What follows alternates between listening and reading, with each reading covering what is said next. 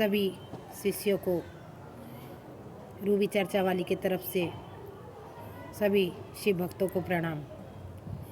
एक दिन एक ब्राह्मण जिसका नाम सुद्रमा था, उसकी पत्नी की नाम सुदेहा थी। सुदेहा की कोई संतान नहीं थे। बड़ी दुखी रहता था सुद्रमा कि हमारे राजपाट के लिए हमें कोई संतान नहीं है। इसीलिए उसने सुदेहा ने पूछा, आप दुखी क्यों रहते हो? बोले, जिस पिता को कोई संतान ना हो वो राजपाट और हर चीज़ से दुखी रहता है।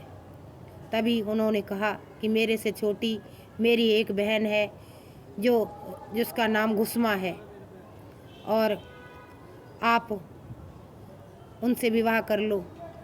तभी सुद्रमा ने कहा, क्या तुम सौतन अपने जीवन में बर्दाश्त करोगी?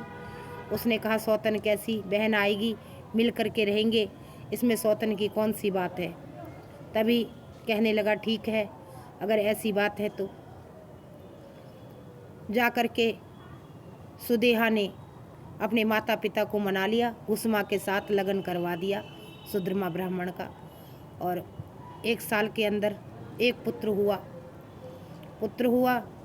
बड़े प्यार से दोनों बहन पालन करने लगी। एक दिन सुदेहा के मन में पाप आ गया और उसने सोचा, मेरे पति का सारा ध्यान तो गुस्मा के ऊपर ही रहता है। उसने अपनी पति को धमका करके कहा, जिस दिन से गुस्मा आई है उस दिन से आप उसी से प्यार करते हो।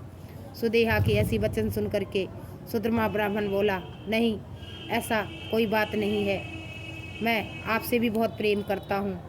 तभी कहने लगी, नहीं, मन में ईर्ष्या आया और उसने 1 साल के बच्चे को जो है चाकू लेकर के और काट करके और उसी जल में बहा दिया जहाँ कि गुस्मा रोज शिव भोले बाबा का पार्थलिंग शिवलिंग का बना के पूजा पाठ करके फूल और शिवलिंग का जहाँ विसर्जन करती थी, वहीं पे जा कर के उसे बहा देती है काट करके।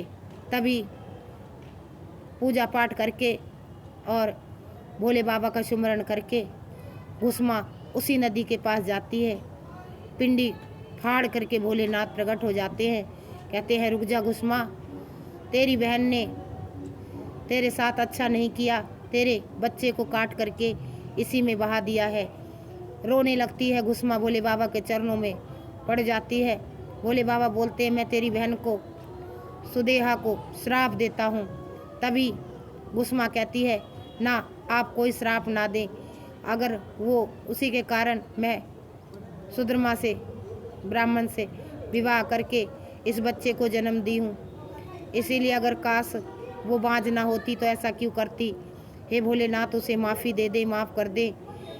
भोले बाबा के भक्तों में यही तो खासियत है कि वो दूसरे का भला चाहते हैं, चाहे अपना हो या ना हो।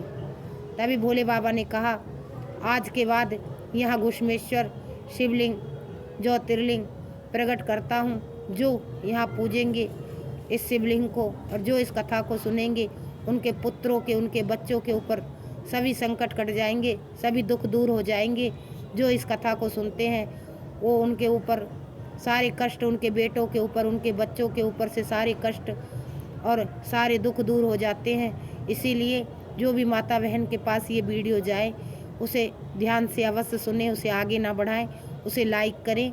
उससे आपके बच्चों को, आपके पुत्रों को महादेव की कृपा से दीर्घ आयु और सभी कष्ट महाकाल हरते हैं। और जय शिव गुरु, हर हर महादेव लिख करके इसमें कमेंट ज़रूर भेजें कि आपको ये चर्चा कैसी लगी। जय भोले की, हर हर महादेव।